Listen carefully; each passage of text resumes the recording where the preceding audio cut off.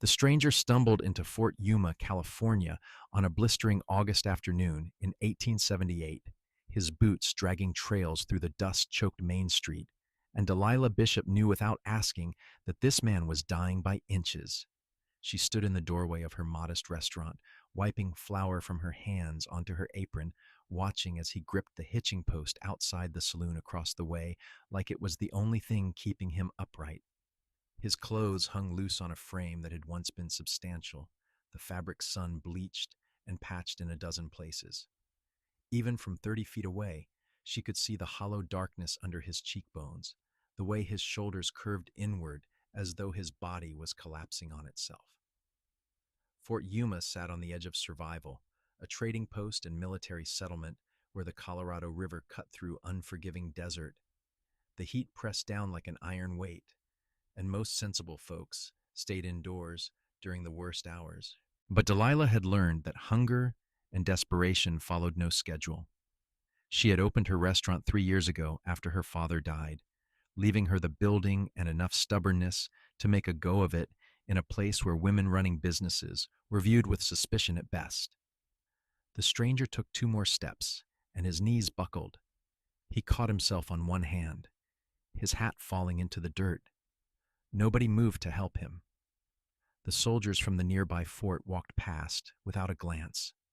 The merchants and drifters who made up Fort Yuma's population had learned to mind their own survival first. Delilah moved before she could think better of it. She crossed the street quickly, her skirts gathering dust, and bent down beside him. Up close, she could see he was younger than she had first thought, maybe 26 or 27, with dark hair that needed cutting and several days of beard growth. His eyes, when they focused on her, were a startling clear blue, like creek water over stones. "Can you stand?" she asked. He tried to speak, but his lips were cracked and bleeding. The sound that came out was barely a whisper. She saw then that he was not just thin but skeletal, his wrist bones sharp as blades where his sleeve had fallen back. "All right," she said, making a decision that might have been foolish, but felt necessary in some way she could not name. "Put your arm over my shoulders." He was heavier than he looked, even diminished as he was. Delilah was tall for a woman and strong from years of lifting cast-iron pots and flour sacks, but she staggered under his weight.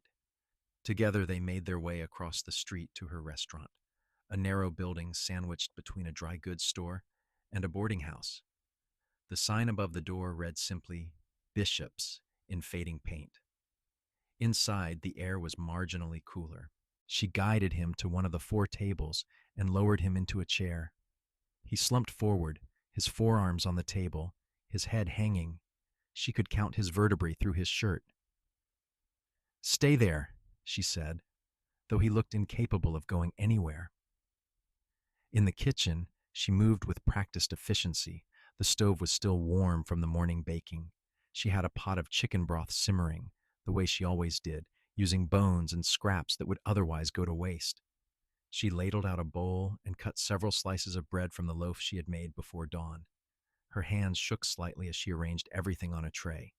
She did not know why this particular stranger affected her so, only that something in his eyes had reached past her carefully maintained walls. When she returned to the dining room, he had not moved. She set the bowl in front of him, and the smell made him lift his head. For a moment, he just stared at the food, as though it might be a mirage. Then he looked at her, and she saw something raw and desperate in his expression.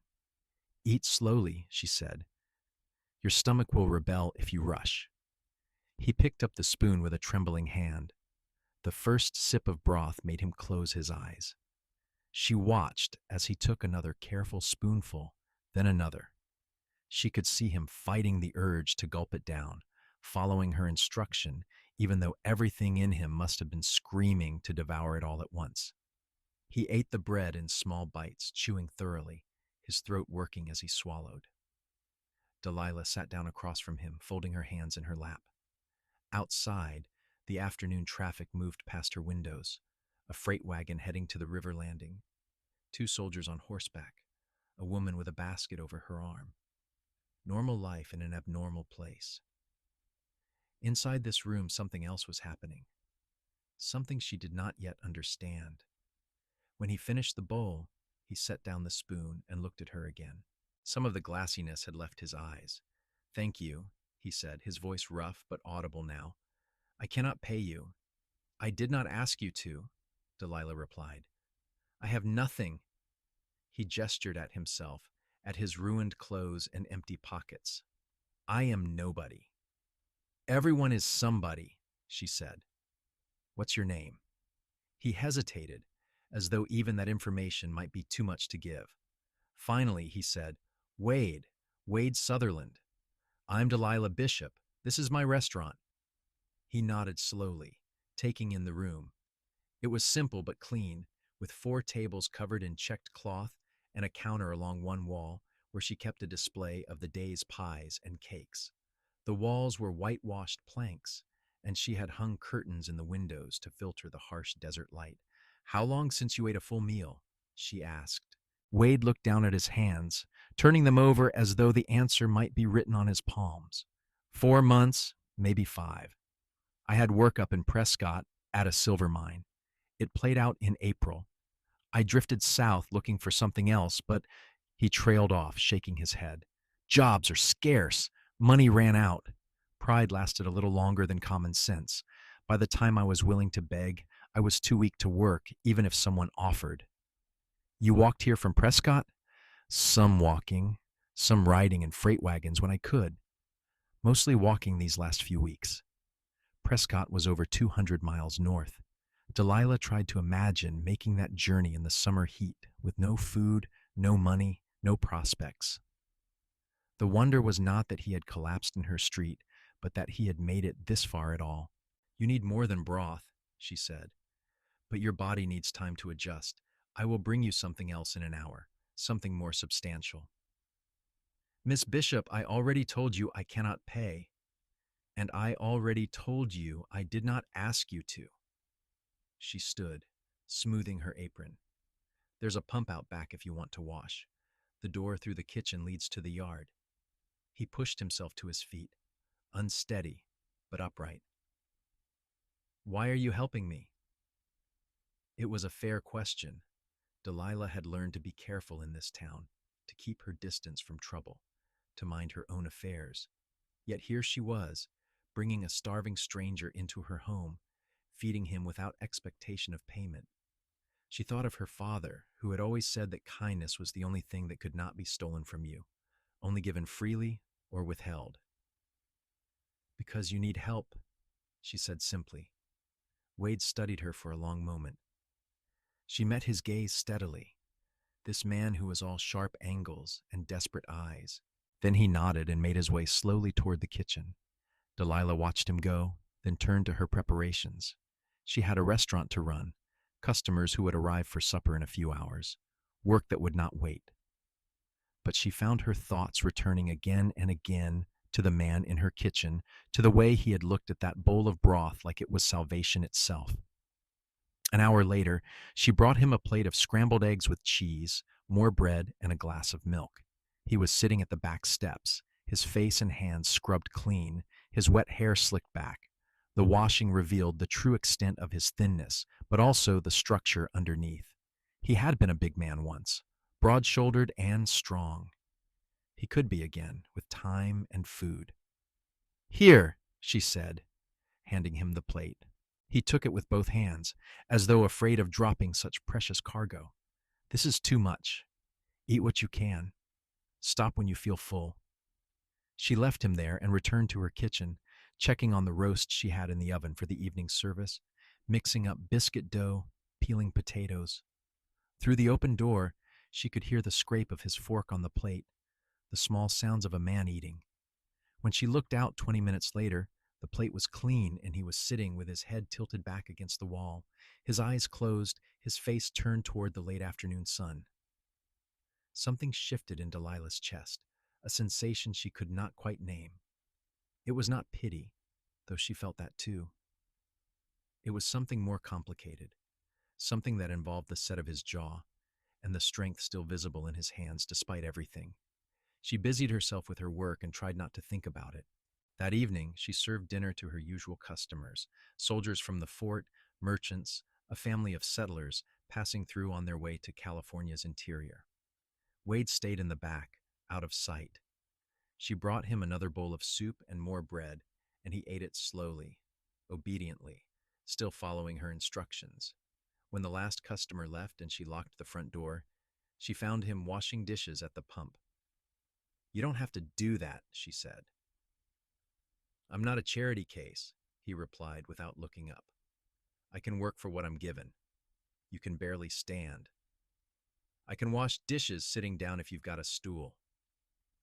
She did have a stool, and against her better judgment, she brought it out to him. He sat and continued his work, his movements slow but methodical. Delilah stood in the doorway watching him, this proud, broken man who insisted on earning his keep, even when he had nothing left to give. "There's a room upstairs," she said finally. "Storage, mostly, but there's a cot. You can stay there tonight." Wade's hands stilled in the water. "Miss Bishop, it is too hot to argue," she said, "and I'm too tired. You will stay there tonight, and tomorrow we can discuss the terms of your employment if you are so determined to work." "Employment? I could use help here. The work is not complicated, but it is constant. Washing dishes, cleaning tables, hauling supplies. I can pay you in food and lodging until you are strong enough for something that pays in actual money." He turned to look at her then, water dripping from his hands. In the dying light, his eyes were darker, harder to read. "Why would you do that for a stranger?" "Maybe I'm tired of doing everything myself," Delilah said. "Maybe I'm a fool. Maybe I see something in you worth saving." "Does it matter?" "It might." "Well, you can puzzle over it upstairs. The room is the second door on the left. There are blankets in the chest." She did not wait for his response. She went back inside, through the kitchen, and up the narrow stairs to her own rooms on the second floor. Her heart was beating too fast, and her hands were still shaking. She had just invited a strange man to sleep under her roof, something that would scandalize the already disapproving citizens of Fort Yuma. They thought she was too independent anyway, too unwilling to seek a husband, too content with her own company and her own business. Let them talk, she thought. She had stopped caring about gossip when her father died and left her to make her own way. That night, she lay in her bed, listening to the sounds of the building settling around her. Somewhere above her head, Wade Sutherland was sleeping in her storeroom. She wondered what had brought him to this state, what chain of events had led from silver mines to starvation to her doorstep. She wondered if she had made a terrible mistake. But when she finally slept, she dreamed of clear blue eyes and calloused hands, of a man who insisted on washing dishes even when he could barely stand, and she woke in the morning with a strange lightness in her chest that might have been anticipation or might have been something more dangerous entirely. When Delilah came downstairs before dawn, as was her habit, she found Wade already in the kitchen. He had lit the stove and was sitting on the stool beside it, feeding wood into the firebox. The kettle was beginning to steam. "You should be resting," she said. "Could not sleep much," he replied. "Not used to real beds anymore. Figured I would make myself useful." "Can you cook?" "No, madam, but I can follow directions." She nodded, tying on her apron. "Then you can help me make biscuits. Wash your hands first." They worked in a silence that was surprisingly comfortable. She showed him how to cut the butter into the flour, how to fold the dough gently so the biscuits would be light. His hands were clumsy at first, too hard on the delicate dough, but he learned quickly. She could see the concentration in his face, the determination to do this simple task well. As the biscuits baked, filling the kitchen with their warm scent, she made coffee and fried bacon. Wade sat at the small table in the corner, and she realized he was still conserving his strength, choosing his movements carefully.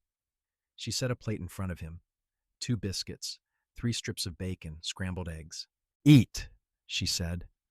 "You cannot work if you do not eat." He did not argue this time. She watched as he ate slowly, still careful not to overwhelm his shrunken stomach. There was more color in his face this morning, less of that frightening grayness. The food was beginning to work its slow magic. How long have you run this place alone? He asked. 3 years. My father started it 10 years ago when Fort Yuma was just a military post and a prayer. He died of pneumonia the winter of '75. No other family? My mother died when I was 12. It was just the two of us after that. She poured coffee for both of them. What about you? Any family? Wade was quiet for a long moment. Had a brother. He died in the war. Parents passed a few years after. There is no one waiting for me anywhere. The matter-of-fact way he said it made Delilah's throat tight. She knew something about loneliness, about making your own way in a world that did not much care whether you succeeded or failed. She sipped her coffee and said nothing, giving him space for the grief that clearly still lived in him. The morning brought a handful of customers. Soldiers getting breakfast before their duties, a stagecoach driver, two surveyors heading up the river.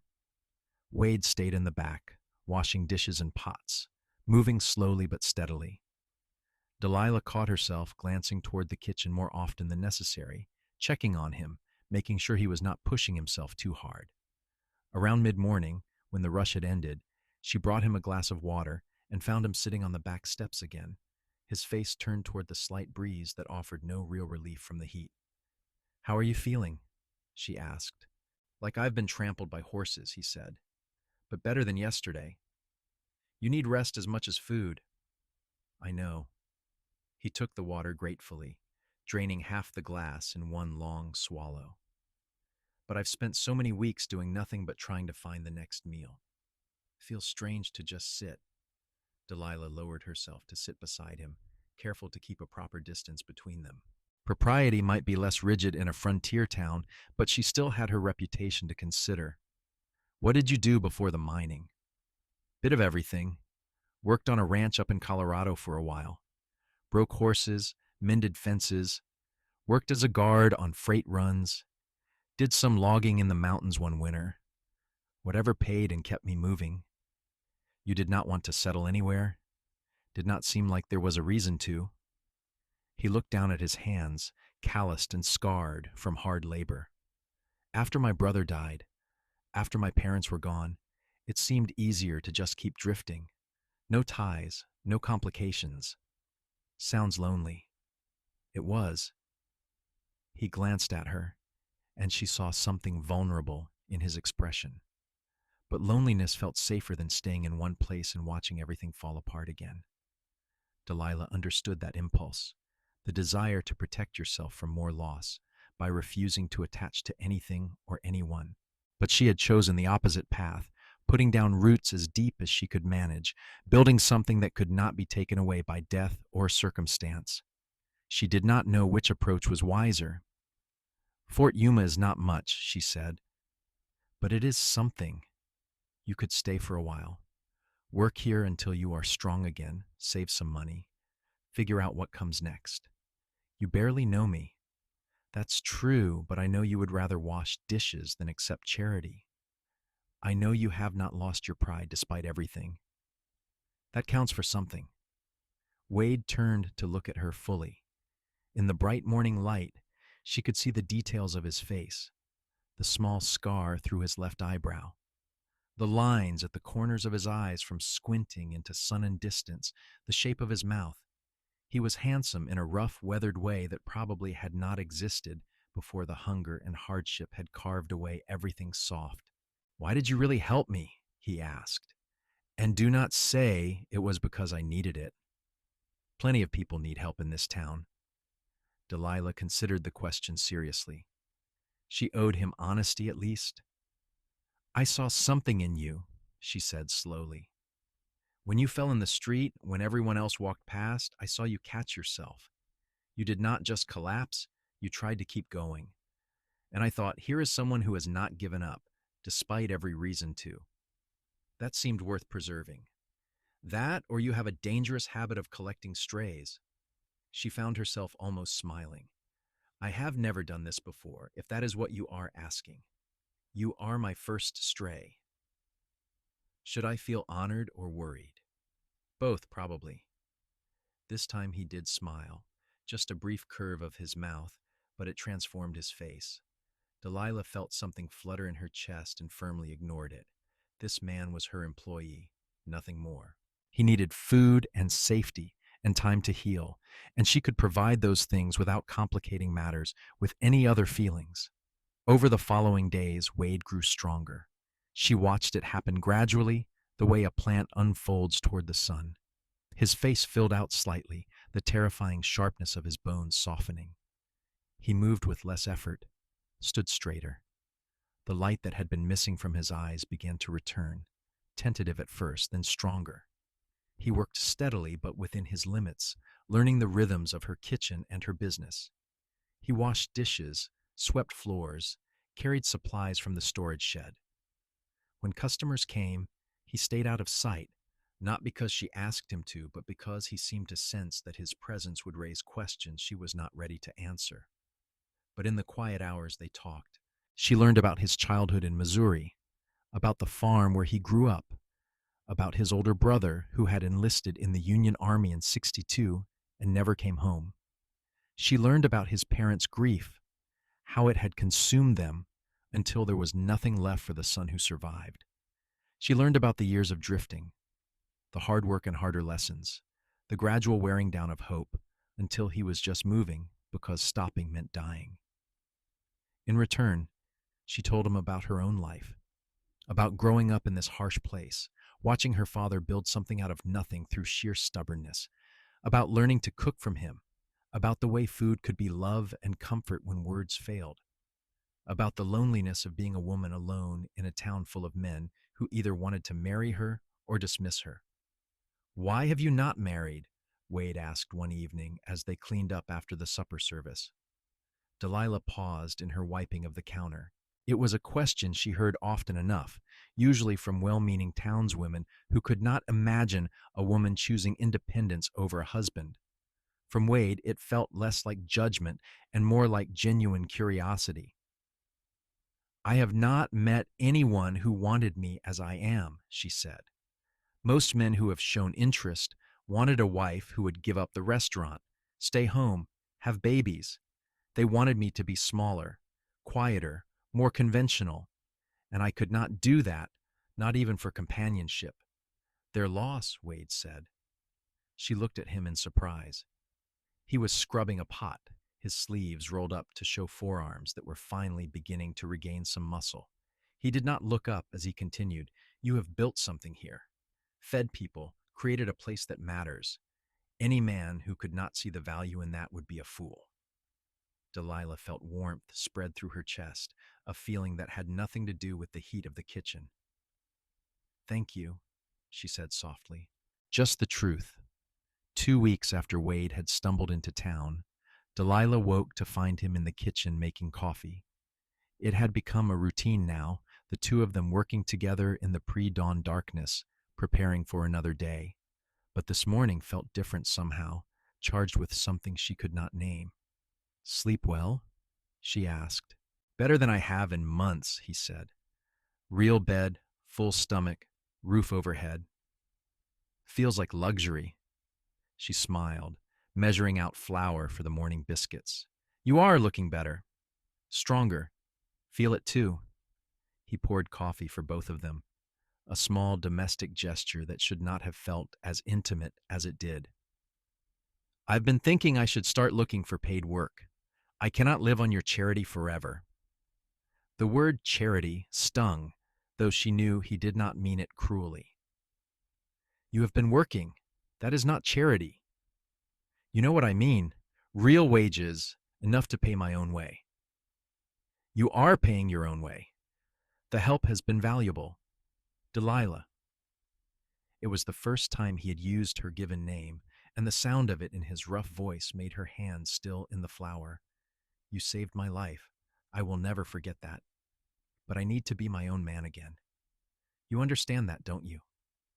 She did understand. She understood pride and the need for self-sufficiency. She understood the difference between accepting help when you were desperate and becoming dependent on it. But the thought of him leaving, of these quiet mornings ending, of going back to being alone in her kitchen, made something in her chest ache. "I understand," she said. But there is no rush. Stay until you are truly strong again. Fort Yuma will have the same jobs available in another month. He studied her over the rim of his coffee cup, and she wondered what he saw. She was 25 years old, tall and sturdy, with brown hair she kept pinned back, and practical clothes that showed the flour and grease stains of her work. She was not beautiful in the way of the women in magazine illustrations, not delicate or ornamental, but in Wade's gaze, she felt seen in a way she had not experienced before. "All right," he said finally. "Another month, but I start paying you back, however long it takes. There is nothing to pay back." "There is everything to pay back."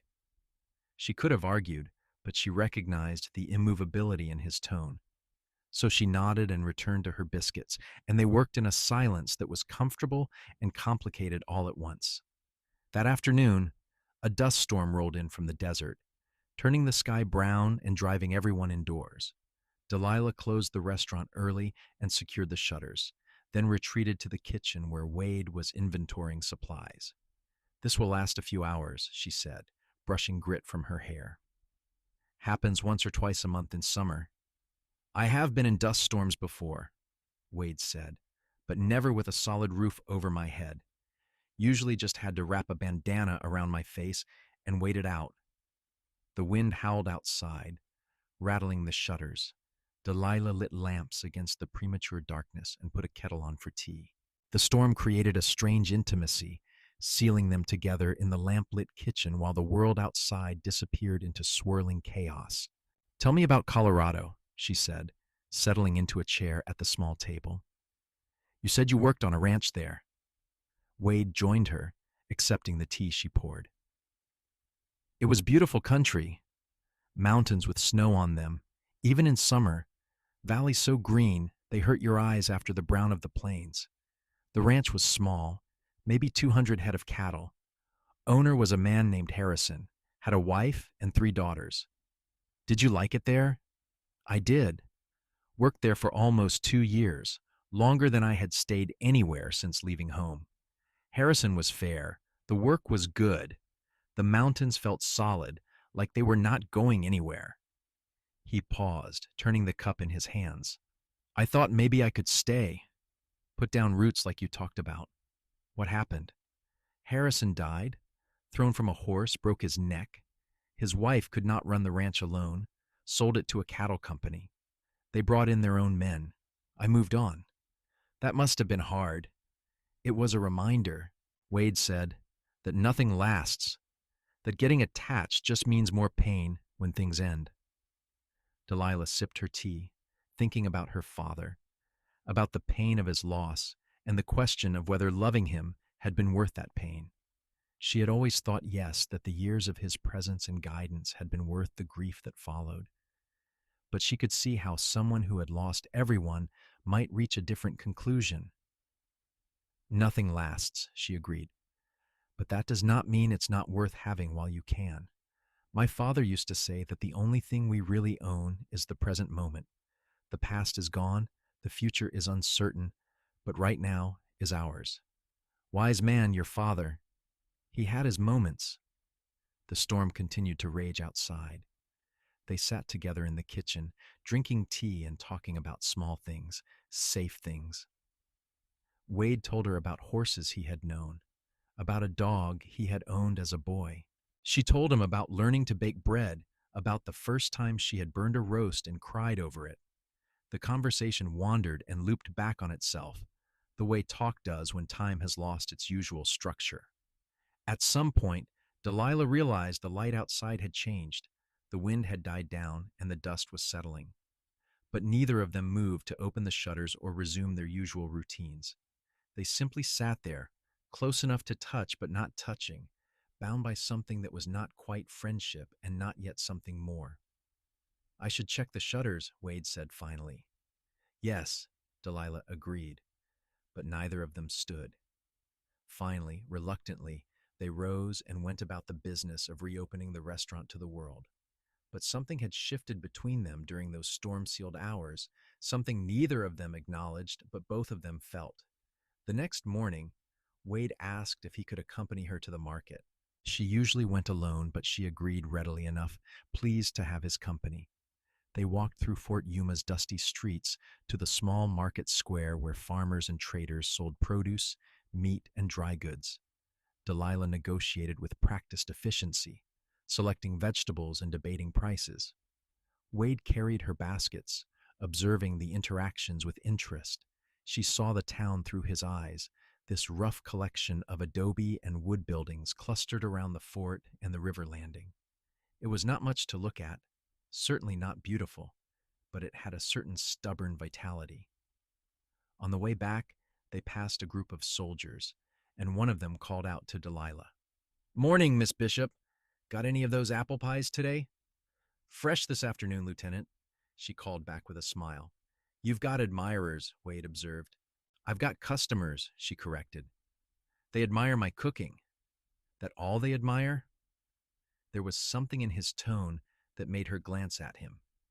His expression was carefully neutral, but she thought she detected a hint of something that might have been jealousy. The possibility sent a flutter through her stomach. "I have had a few offers over the years," she said carefully. "The lieutenant himself proposed last spring. But as I told you, none of them wanted me as I am. They wanted the cook and the homemaker, not the businesswoman." "What did you tell him?" "I thanked him for the honor and declined as gently as I could. He still eats at the restaurant twice a week, so I suppose I did not offend him too badly." They walked in silence for a few moments. Then Wade said quietly, "Any man would be lucky to have you, business and all." Delilah's heart began to beat faster. She did not look at him, keeping her eyes on the path ahead. "That is kind of you to say." "It is not kindness. It is fact." She did not know how to respond to that, so she said nothing. They walked the rest of the way to the restaurant in silence, but it was a different quality of silence than before, weighted with possibility. That evening, after the last customer had left, Delilah found Wade on the back steps where he so often sat. The summer night was still hot, but a faint breeze from the river brought a whisper of coolness. She sat beside him, closer than she usually dared. "Can I ask you something?" she said. "Of course." "Are you happy here? Doing this work, living in my storeroom, cooking and cleaning for room and board?" Wade considered the question seriously. "A month ago, I was dying on my feet. I had no hope, no future, nothing to look forward to but the next mile of empty road. Now I wake up in a real bed, eat real food, and spend my days working beside someone who treats me with respect and kindness. So yes, I'm happy, happier than I have been in years, if I'm being honest." "But," she prompted, hearing the unspoken reservation, "but I cannot stay like this forever. Eventually, I will need to figure out what comes next. Whether I stay in Fort Yuma or move on, whether I find work that pays wages or go back to drifting. I cannot live in your charity indefinitely." "What if it is not charity?" Delilah asked, her heart pounding. "What if I want you here, not because you need help, but because I value your company?" Wade turned to look at her fully. In the dim light from the kitchen windows, his face was all plains and shadows. "Delilah, what are you saying?" She took a breath, gathering her courage. "I'm saying that these past weeks have been the least lonely I have felt since my father died. I'm saying that I look forward to our mornings in the kitchen and our conversations in the evening. I'm saying that when you talk about leaving, I feel something that is not relief at fulfilling my obligation, but dread at losing something that has become important to me. You barely know me. I know enough. I know you are hardworking and proud and determined. I know you try to repay kindness even when you have nothing to give. I know you listen when I talk about my life and my work instead of dismissing it as women's concerns. I know that you make me laugh, which is not something that happens often in my life."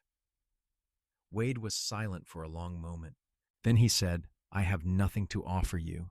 No money, no prospects, no future to speak of. I am a drifter who was starving to death a month ago. You have yourself, Delilah said. That is enough. Is it? You deserve someone established, someone who can provide for you, protect you. I can provide for myself. I have been doing so for 3 years. What I cannot do is conjure companionship out of thin air. What I cannot do is make myself stop caring about you just because it would be more convenient or more sensible. He reached out then, slowly, giving her time to pull away if she wanted. When she did not, he cupped her face with one calloused hand. His touch was gentle, almost reverent. You are the most remarkable woman I have ever met, he said, and I am terrified of failing you. Then don't, she whispered.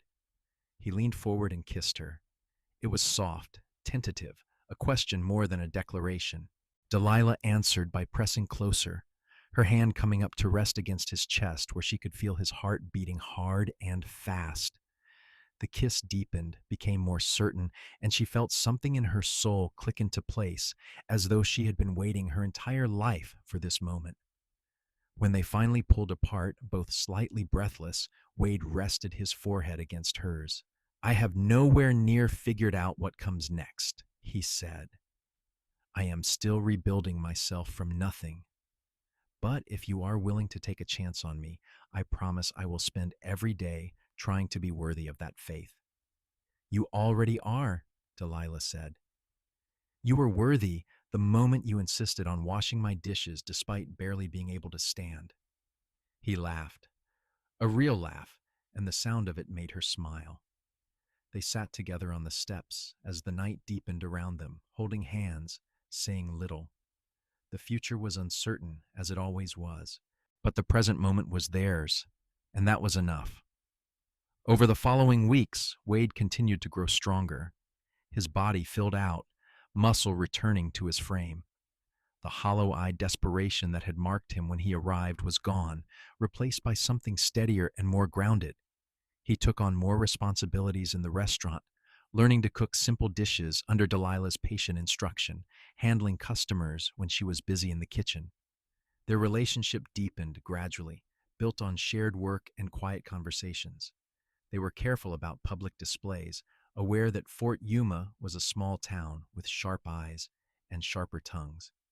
But in private, in the stolen moments between the morning rush and the evening service, they found each other.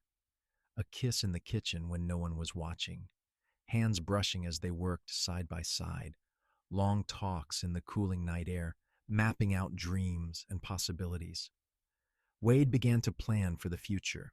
He took a job at the river landing 2 days a week, loading and unloading freight. It was hard physical labor, but he was strong enough now to handle it. He saved every penny of his wages, determined to build something of his own. He talked about opening a freight business, about buying wagons and horses, about becoming someone who could support a wife properly. Delilah listened to his plans and contributed her own ideas. She had business sense from running the restaurant, and she shared what she knew about managing accounts and dealing with suppliers. Together, they sketched out possibilities, building castles in the air that might one day have foundations. 3 months after Wade had arrived, the lieutenant who had once proposed to Delilah came into the restaurant for breakfast. He was a decent man, fair-minded and polite, and he greeted them both cordially. But his eyes lingered on Wade in a way that made his understanding clear. After he left, Wade said, "He knows about us." "Probably," Delilah agreed. "This town is not very good at secrets. Does it bother you, what people will say?" She considered the question. Fort Yuma had never been entirely comfortable with her independence, her refusal to conform to their expectations of what a woman should be. Adding a romantic entanglement with a man who had arrived as a destitute drifter would certainly provide fodder for gossip. But when she thought about giving up Wade to preserve her reputation, the idea was absurd. "No," she said firmly. "I have never lived for other people's approval. I am not about to start now." Wade smiled, that transformative expression that she had come to treasure. "Good, because I have something I want to ask you, and I would rather not wait for permission from the town gossips. What is it? He took her hand, and she realized he was nervous. Wade, who faced hard physical labor without complaint, who had walked hundreds of miles on an empty stomach, was nervous about whatever he was going to say next. Delilah, I know I am not much of a catch. I am still building myself back up, still figuring out what comes next. But these past months with you have been the best of my life. You gave me back not just my health, but my hope. You made me want to stay in one place, to build something lasting, to be someone worthy of staying beside you. Her heart was beating so hard she thought he must be able to hear it. Wade, let me finish, he said, squeezing her hand. I love you. I think I started loving you the moment you sat across from me and watched me eat that first bowl of broth, making sure I was all right. I love your strength and your kindness and the way you face this hard world with determination and grace. And if you will have me, if you are willing to take a chance on a man who is still finding his footing, I want to marry you. I want to build a life with you here in Fort Yuma or anywhere else you want to go.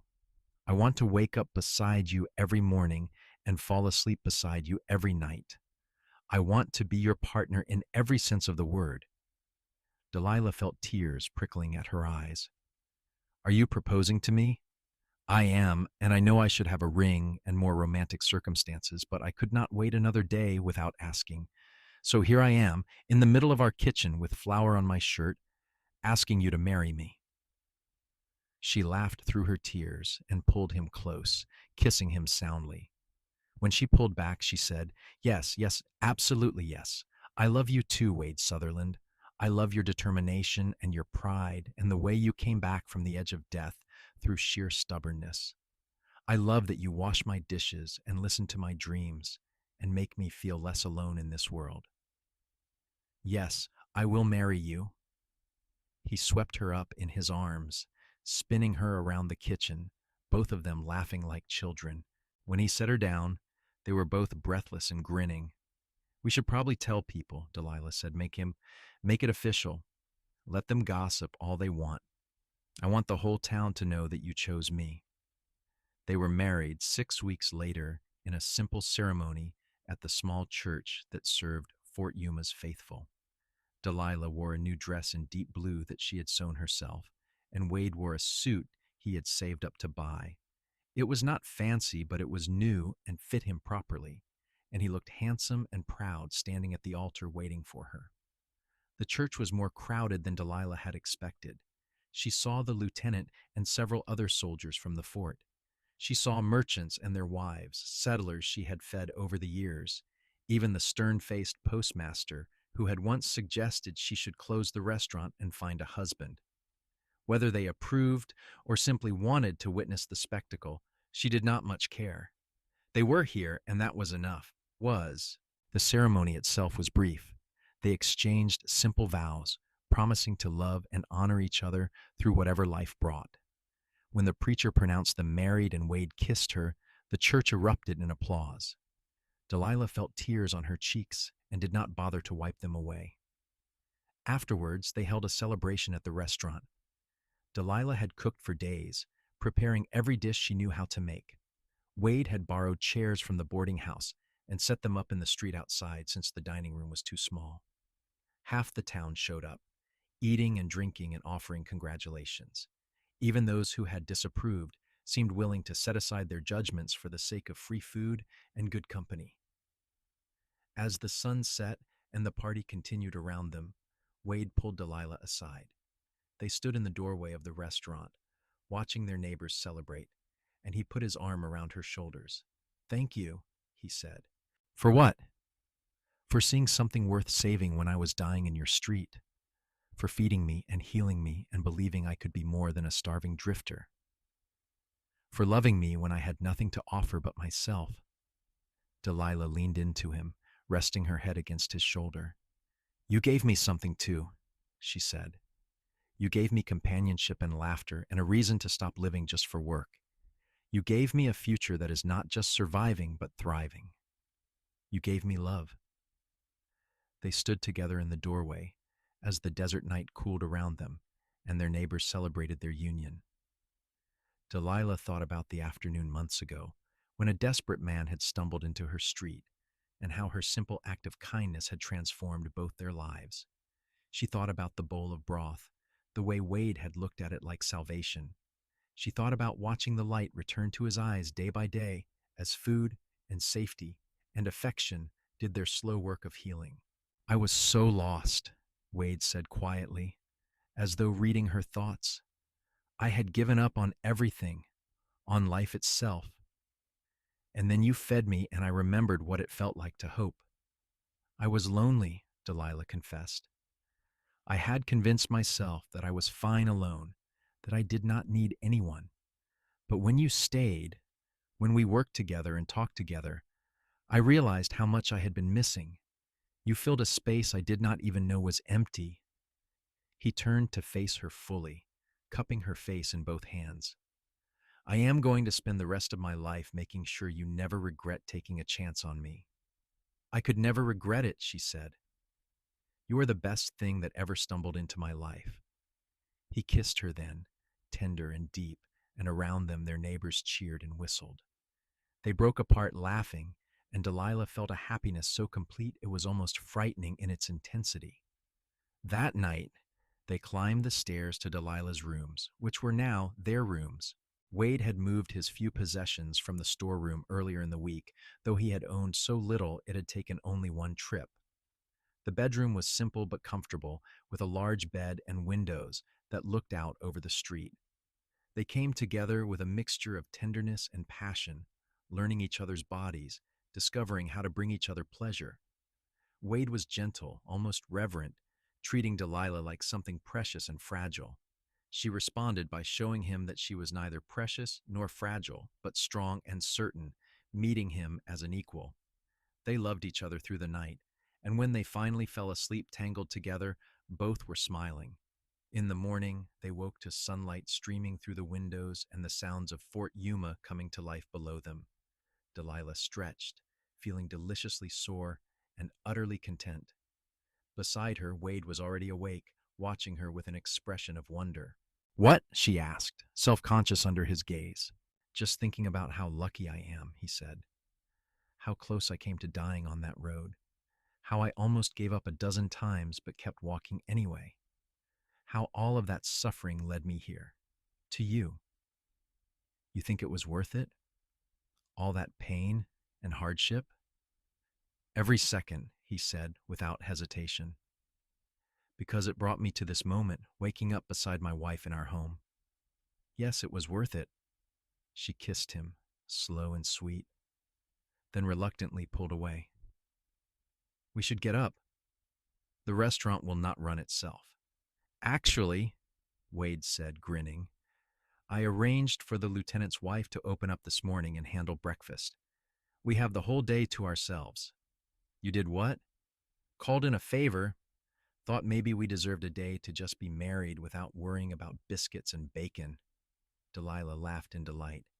Wade Sutherland, you are full of surprises. I'm learning from the best. They spent the day together, walking along the river, talking about their plans for the future. Wade was still working at the landing and had saved nearly enough to buy his first wagon.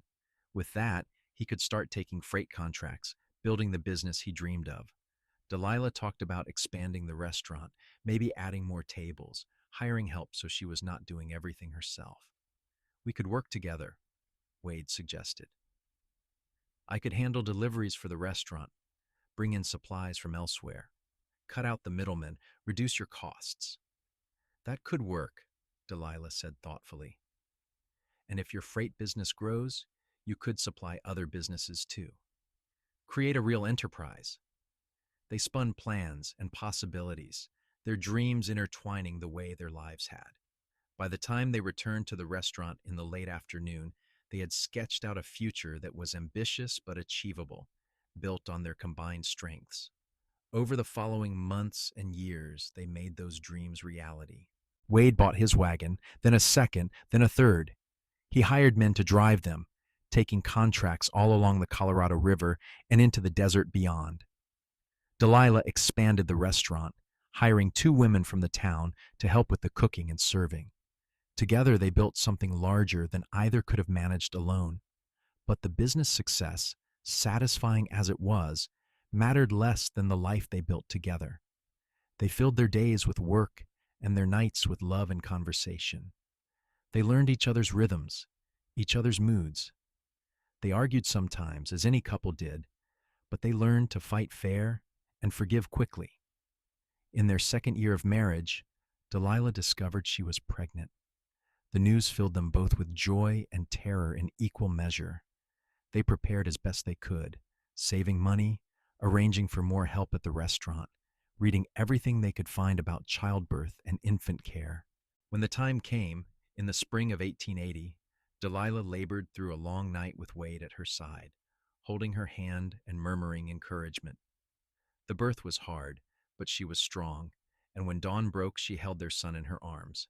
They named him Michael after Wade's brother, and Wade cried as he held his son for the first time. "He is perfect," Wade whispered, his voice thick with emotion. "He is ours," Delilah said, exhausted and elated in equal measure. Watching Wade with their son, Delilah was struck by how far they had both come. The starving, desperate man who had collapsed in her street had become a successful businessman and devoted father. She herself had gone from lonely restaurateur to wife and mother, building a family to fill the spaces in her heart. As Michael grew from infant to toddler, Delilah saw both herself and Wade in him. He had Wade's clear blue eyes and her brown hair. He had his father's determination and his mother's curiosity. He was strong and healthy and loved beyond measure. When Michael was 3, Delilah found herself pregnant again. This time, a daughter arrived after a much easier labor. They named her Rose, and she was tiny and fierce from the moment she entered the world. Wade doted on her shamelessly, this rough frontiersman reduced to putty by his baby daughter's smile. Their family continued to grow, and so did their businesses. The restaurant became one of the most successful establishments in Fort Yuma, known for good food and fair prices. Wade's freight company expanded to include a dozen wagons and contracts as far as San Diego. They bought a larger house on the edge of town, with room for their growing family and a garden where Delilah grew vegetables and herbs. Through it all, they never forgot where they had started. On the anniversary of the day Wade had stumbled into Fort Yuma, they made a point of cooking a special meal together. Delilah would make chicken broth and fresh bread, the same simple food she had first fed him. They would sit together at their table, surrounded by their children, and Wade would tell the story of how he had been dying and their mother had saved him. "She fed me," he would say, "and I watched the light return to the world." The children loved the story, this dramatic tale of their parents' first meeting. As they grew older, they began to understand the deeper meaning, the way a simple act of kindness had rippled outward to create their entire family. Michael, who inherited his father's interest in business, eventually took over the freight company. He expanded it further, adding stagecoach routes and mail contracts. Rose, practical and determined like her mother, studied to become a teacher, bringing education to Fort Yuma's children. Their youngest, a son they named Thomas, showed an interest in cooking and eventually took over the restaurant, carrying on the tradition Delilah's father had started decades before. As Wade and Delilah grew older, they watched their children build lives of their own. They became grandparents, delighting in a new generation. They slowed down, stepping back from the day-to-day running of their businesses, content to advise and support rather than direct. On their 20th wedding anniversary, they took a trip together, traveling by train to San Francisco. It was an indulgence, a celebration of 2 decades of love and partnership. They walked along the waterfront, ate in fancy restaurants, and stayed in a hotel with running water and electric lights. "Can you believe how far we have come?" Delilah asked one evening as they watched the sunset over the Pacific Ocean. "I think about it every day," Wade replied. "I think about the man I was when I arrived in Fort Yuma, half dead and hopeless, and then I look at the life we have built, and I cannot quite believe I get to live it. Do you ever regret it? The wandering life you gave up?" Never, not even for a moment. You and the children, the life we have made together, that is worth more than all the freedom in the world. I was not free when I was drifting anyway. I was just running from pain. You taught me that real freedom comes from choosing to stay, from committing to something bigger than yourself. Delilah leaned against him, and they watched the sun sink into the ocean in a blaze of orange and red. She thought about the young woman she had been, standing in the doorway of her restaurant, watching a desperate man collapse in the street. She had not known then that her simple decision to help him would change everything, but she would not trade a single moment of what had followed. They returned to Fort Yuma and settled back into their routines, comfortable in the rhythms of a long marriage. They spent their days together, working in the garden, visiting with their children and grandchildren, enjoying the quiet contentment of two people who had found in each other exactly what they needed. Wade remained healthy and strong into his 60s, but age eventually caught up with him. His joints grew stiff, his hair went white, his steps slowed. Delilah, too, showed the marks of time, her hands gnarled from decades of work, her hair silver, her movements more careful. But they adapted, accepting the changes with grace, grateful for each day they had together. One evening in their 43rd year of marriage, they sat on the porch of their house watching the sunset. Their grandson, Michael's youngest boy, was playing in the yard, chasing butterflies. The air was cooling after another scorching day, and the breeze from the river carried the promise of a pleasant night. "Are you happy?" Wade asked, a question he had posed many times over the years. "Completely," Delilah said, as she always did. "Are you?" "More than I ever dreamed possible." He took her hand, his grip still strong despite his years. "I love you, Delilah Sutherland. I have loved you since the moment you looked at me with those kind eyes and told me to eat slowly. I will love you until my last breath and beyond." "And I love you," she said, tears gathering in her eyes even as she smiled. "You gave my life meaning and joy. You made me whole." They sat together as the sun sank below the horizon and the stars began to emerge. The child in the yard caught a butterfly and brought it to show them, his face alight with wonder. They admired it together, then watched him release it back into the gathering dusk. "Do you remember," Wade said softly, "what it felt like? That first meal you cooked for me?" "Tell me," Delilah said, though she had heard the story countless times. "I remember sitting at your table, so weak I could barely hold the spoon. I remember the smell of that broth, how it seemed like the most wonderful thing I had ever encountered. I remember taking that first sip and feeling warmth spread through me, not just in my stomach, but deeper, like my soul was thawing after a long winter. And I remember looking up at you, watching me with such concern and care, and thinking that maybe I had not wandered into Fort Yuma by accident. Maybe I had been led there, to that place, to you. Maybe all the suffering had purpose after all." "And did it?" Delilah asked. "Have purpose?" "It brought me to you. That is all the purpose I need." She squeezed his hand, and they sat in comfortable silence as night fell around them. Their grandson came to sit on the porch steps, tired from his play, and Wade told him a story about his own childhood, about a farm in Missouri, and a brother who had been brave. Delilah listened, knowing every word but never tiring of hearing Wade's voice, of the life and warmth in it. That was what she had seen return all those years ago, she realized. Not just physical health, though that had been part of it, but the light of hope, of connection, of the will to live, not just survive. She had watched it grow stronger day by day as she fed him, as they talked and worked together, as they fell in love. She had watched him transform from a man who had given up to a man who embraced life with both hands, and he had transformed her too, she knew, had taken her loneliness and filled it with love, had seen her independence not as something to diminish, but to celebrate. Together, they had built something that was more than the sum of its parts, a life rich with meaning and connection.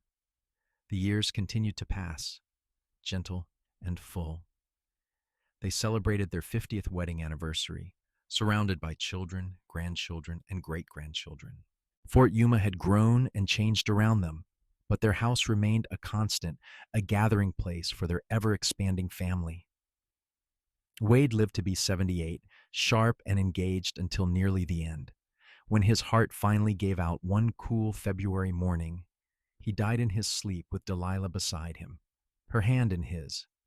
She mourned him deeply, but without bitterness, grateful for the 5 decades they had shared.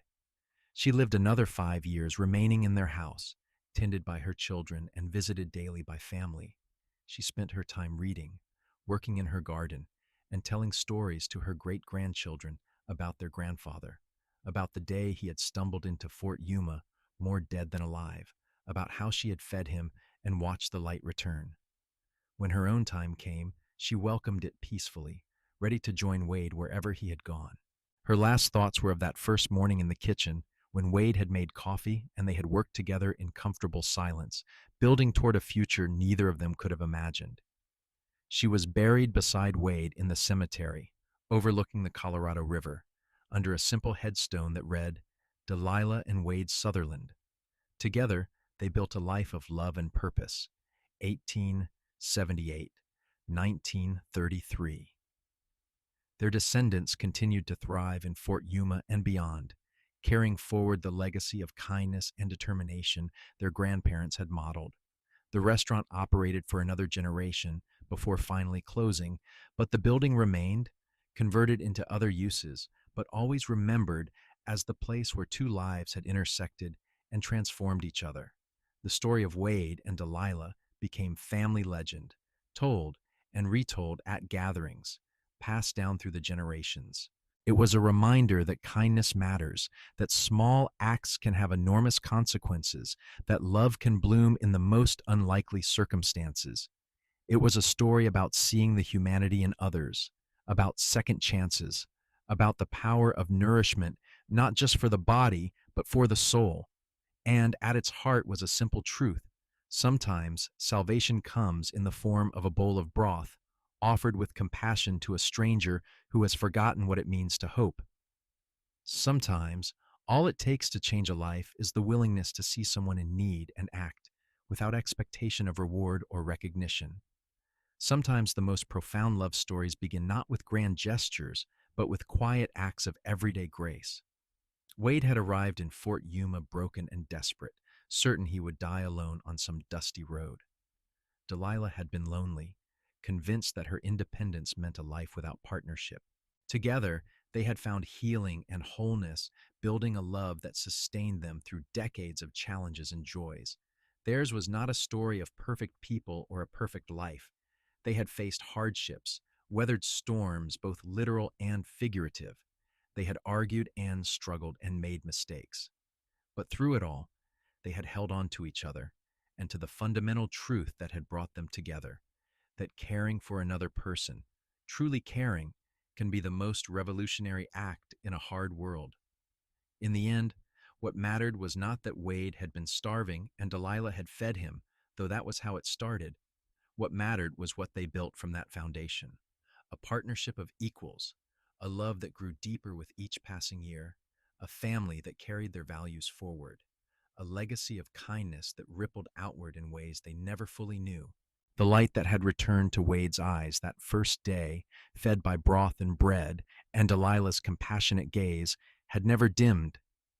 It had burned steady and strong through 50 years of marriage, illuminating not just his life, but hers, their children's, their grandchildren's, touching everyone who encountered them. It was the light of hope renewed, of love discovered, of two souls finding exactly what they needed in each other. And if that was not a happy ending, if that was not a life well lived, then nothing was. Their story ended, as all stories must, with death and memory. But it lived on in the family they created, in the businesses they built, in the simple fact that a desperate man had stumbled into a desert town in 1878 and found not just survival, but something infinitely more precious, a home, a partner, a reason to keep living. And Delilah, who had offered that first bowl of broth without expecting anything in return, had gained just as much, a companion for her journey, a love that completed her, proof that opening your heart to another's pain can lead to joy beyond imagining. Decades after both had passed, their great-great-grandchildren would sometimes visit the cemetery and stand before that simple headstone. They would tell their own children about Wade and Delilah, about the restaurant and the freight company, about a love story that began with starvation and ended with abundance. They would talk about the importance of kindness, about seeing the potential in people even when they cannot see it in themselves, about the courage it takes to both offer help and accept it. And in those moments, standing in the desert sun beside the Colorado River, they would feel the presence of their ancestors, those two remarkable people who had taken the broken pieces of their lives and forged them into something beautiful. They would remember that love is not just about the grand moments, but about the daily choice to care for another person, to feed them when they are hungry, to support them when they are weak, to witness their transformation and be transformed in return. That was the true legacy of Wade and Delilah Sutherland. Not the businesses or the buildings or even the large family they created, but the simple, profound truth that love, real love, begins with seeing another person's need and responding with an open heart. Everything else, all the joy and partnership and years of shared life, flows from that first generous impulse. Their story was complete, every thread resolved, every question answered. They had loved and been loved. They had suffered and triumphed. They had built a life of meaning and purpose from the ruins of loneliness and desperation. And when their time came, they had left behind not just descendants, but a template for living, a reminder that our greatest power lies not in wealth or status, but in our capacity to care for one another. The sun set over Fort Yuma, as it had every day for millions of years. The Colorado River flowed on, indifferent to human joy and sorrow. But in the cemetery on the hill, two people rested side by side, their long journey complete, their love story finished but never forgotten. And that, finally and forever, was enough.